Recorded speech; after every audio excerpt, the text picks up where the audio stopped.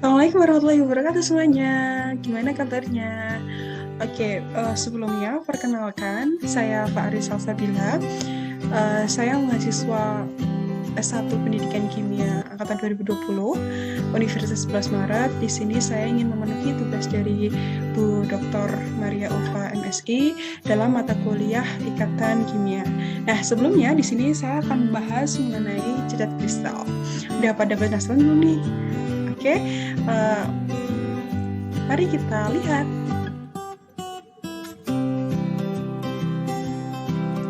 Nah, di sini kita akan membahas mengenai macam-macam cacat kristal. Namun sebelumnya, kita perlu tahu dulu apa itu kristal. Kristal adalah segala sesuatu yang tersusun dari atom, teratur, dan berulang secara periodik. Nah, ciri-ciri kristal yaitu atom atau ion yang tersusun secara teratur antara atom yang satu dengan yang lain. Atomnya itu terletak dalam susunan yang berulang dan dalam jarak yang besar. Dan dalam kristal juga atomnya itu berulang dalam urutan panjang. Atom-atom akan menempatkan diri mereka sendiri ke dalam pengulangan pola tiga dimensi, di mana masing-masing atom terikat dengan atom tetangga dan letaknya sangat dekat.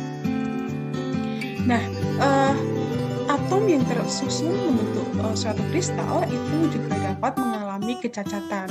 Di sini kita akan membahas mengenai apa aja sih macam-macam dari cacat kristal. Ya, lanjut aja. Nah, kita di sini akan pembahasan yang akan kita bahas yaitu cacat kristal itu terdiri dari dua macam, yaitu cacat titik atau point defect dan cacat garis atau line defect. Cacat titik itu terdiri dari tiga, yaitu cacat pengotor, cacat stoichiometry, dan cacat non-stoichiometry.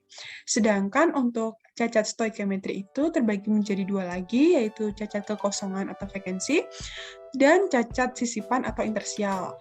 Nah, cacat sisipan tersendiri itu terbagi menjadi dua, yaitu cacat Frankel dan cacat Scotti. Untuk yang mencacat non-stoichiometry itu juga terbagi menjadi dua, yaitu cacat kelebihan logam atau metal excess defect dan cacat kekurangan logam atau metal deficiency defect. Penasaran? Yuk langsung kita bahas aja teman-teman. Nah, dalam sistem ruang, kristal itu ada banyak peluang untuk menyebabkan suatu kristal itu dapat mengalami kecacatan. Yang pertama itu adalah dapat disebabkan oleh suhu, yang mana perbedaan suhu itu dapat menyebabkan atau menimbulkan kecacatan pada suatu kristal.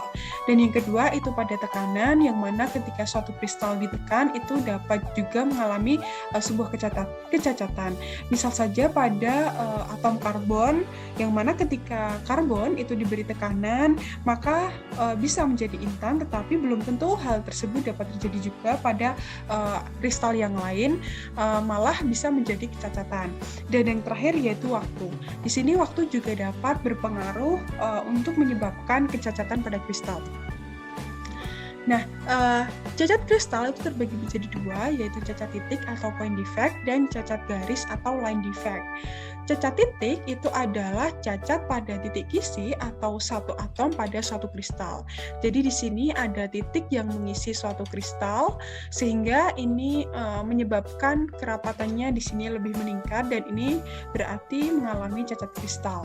Nah, untuk cacat garis atau line defect itu adalah cacat yang terjadi pada jajaran titik kisi suatu kristal.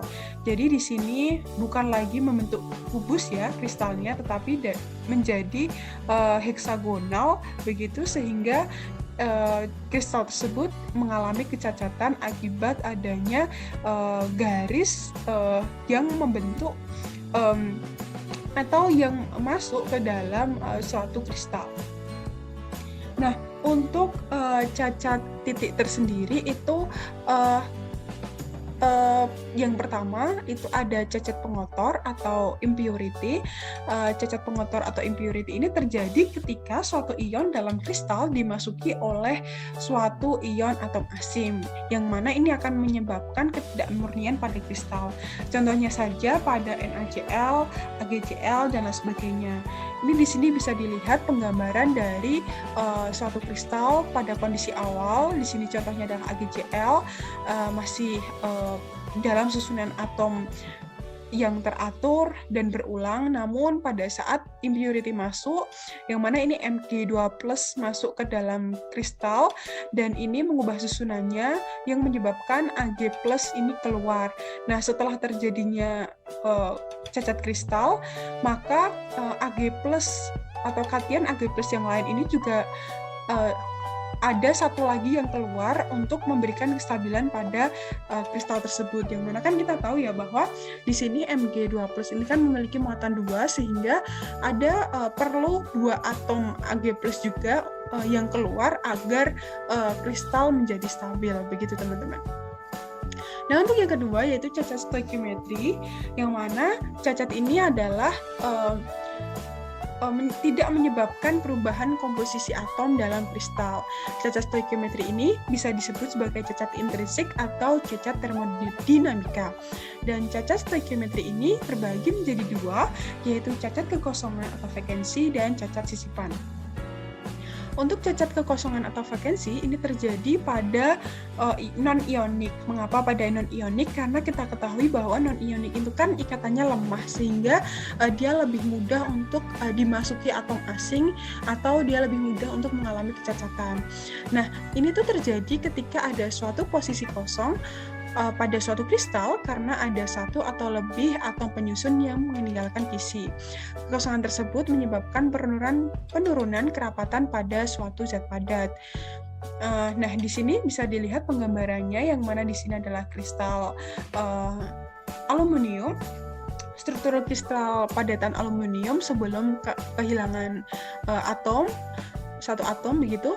Nah, di sini gambar berikutnya ini adalah ketika padatan aluminium itu kehilangan satu atom penyusun, sehingga setelah itu maka akan ada ruang kosong yang karena kehilangan satu atom aluminium, dan ini disebut sebagai cacat kekosongan atau vakansi. Nah, untuk yang selanjutnya yaitu cacat sisipan atau intersial, ini terjadi ketika ada atom asing yang masuk ke dalam suatu kisi kristal. Ini tuh tidak ada penggantian posisi atom asli yang menyebabkan kerapatan atom itu dapat meningkat.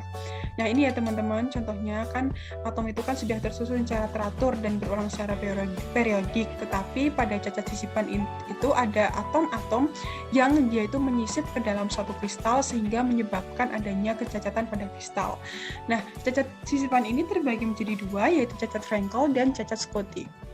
Untuk cacat Frankel itu adalah terjadi ketika satu ion atau kation berpindah ke daerah sisipan di suatu kisi kristal normal. Nah, ini tuh yang berpindah adalah kation. Kenapa kation? Karena kation itu memiliki jari-jari ion yang lebih kecil daripada anion, begitu. Nah, adanya perpindahan ini tidak menyebabkan perubahan muatan kristal maupun perubahan kerapatan kristal. Bisa dilihat contohnya ini di sini adalah AgCl. Ini adalah kondisi awal, dan yang kanannya ini adalah ketika ion Ag+ mulai berpindah untuk menyisip ke bagian kisi kristal normal yang lain, begitu. Dan di bagian paling kanan ini adalah setelah atau struktur kristal setelah terjadi cacat Frankel, begitu. Jadi dalam struktur AgCl ini ketika sudah mengalami cacat Frankel, dia tidak mengalami perubahan muatan kristal karena tidak ada yang masuk maupun keluar muatannya atau atomnya, dan tidak mengalami perubahan kerapatan kristal, begitu. Namun beberapa bagian itu ada ruang kosong atau ada yang berongga dan ada yang cukup rapat. Nah, yang kedua adalah cacat Schottky, yang mana cacat Schottky ini ada ruang kosong pada posisi kation dan diikuti dengan kosongnya posisi anion. Kation dan anion meninggalkan kisi kristal untuk menyeimbangkan muatan kristal. Ini tuh akan terjadi ketika ukuran anion dan kation hampir sama besarnya, serta memiliki bilangan koordinasi yang besar antara 6 hingga 8. Nah, di sini contohnya adalah padatan kristal NaCl, begitu.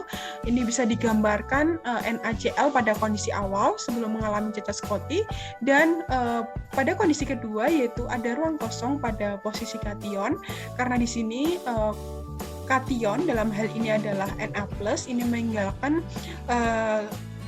struktur kristal dan kemudian disusul oleh anionnya untuk meninggalkan kristal begitu. Jadi di sini anion dan kation ini keluar dari fisik kristal untuk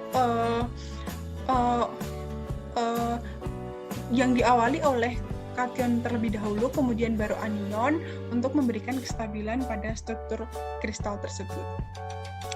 Yang ketiga yaitu adalah cacat non-stoichiometry, di mana cacat non-stoichiometry ini terjadi perubahan pada struktur kristal dan kita juga bisa menyebut cacat ini sebagai cacat ekstrinsik.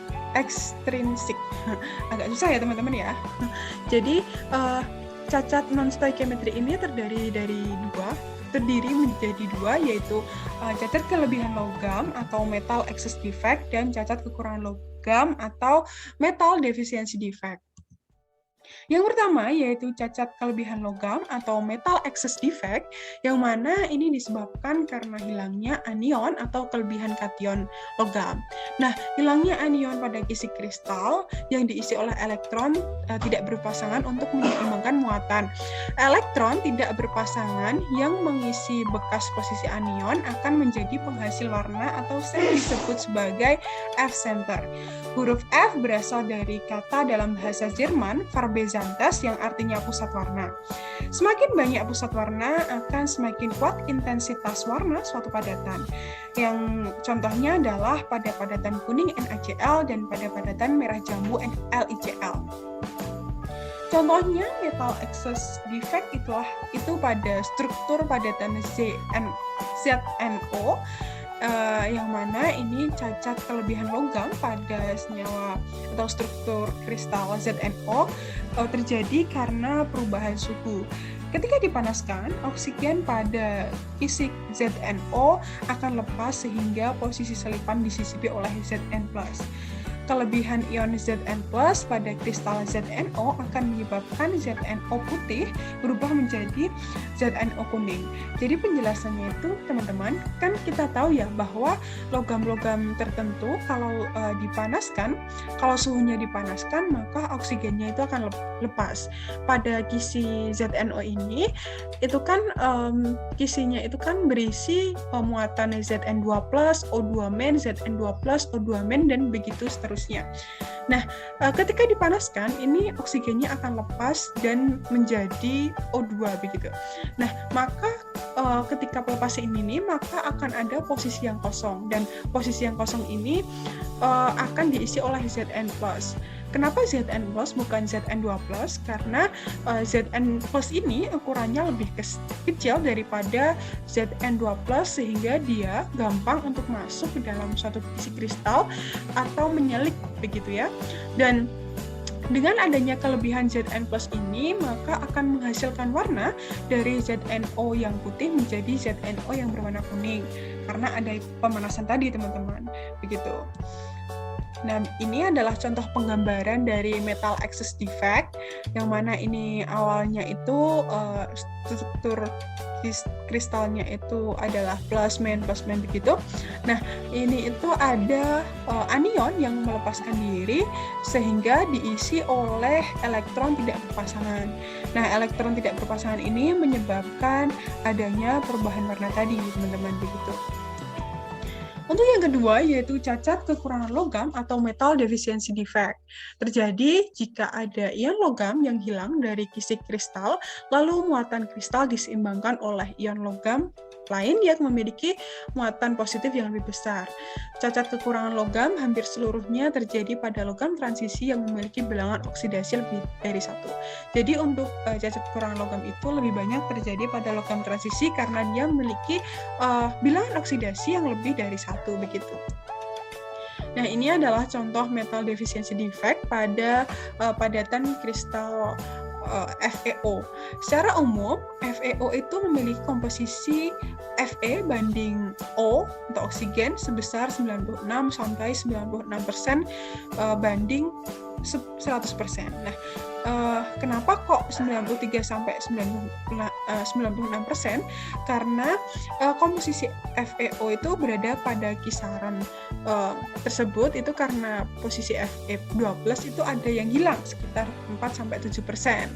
Sehingga posisi Fe yang hilang itu digantikan dengan sedikit ion Fe3+, sehingga FeO memiliki rumus Fe2+ banding Fe3+ banding oksigen, yang mana perbandingannya menjadi menjadi 0,96 banding 0,4 banding 1, begitu teman-teman. Nah, mungkin cukup sekian pembahasan mengenai cacat kristal ya. Mungkin dari teman-teman ada yang mau bertanya atau menanggapi, saya persilahkan di kolom komentar. Kalau saya bisa jawab, akan saya jawab begitu. Terima kasih. Semoga apa yang saya sampaikan dapat bermanfaat. Sampai jumpa teman-teman. Jangan lupa di like, di komen, dan di subscribe. Terima kasih.